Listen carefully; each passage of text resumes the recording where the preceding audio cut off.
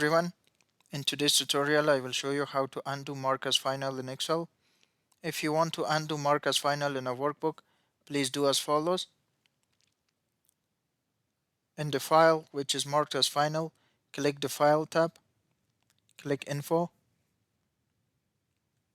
and click the Protect Workbook drop-down list, and select mark as final. And now the workbook can be edited again, as you can see.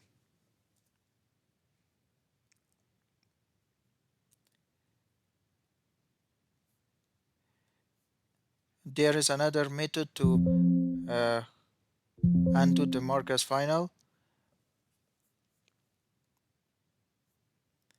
In the workbook, which is marked as final, you can see there is a yellow notification above every worksheet of the workbook. Click the Edit Anyway button on the notification, then the workbook will exit the mark as final mode, as you can see.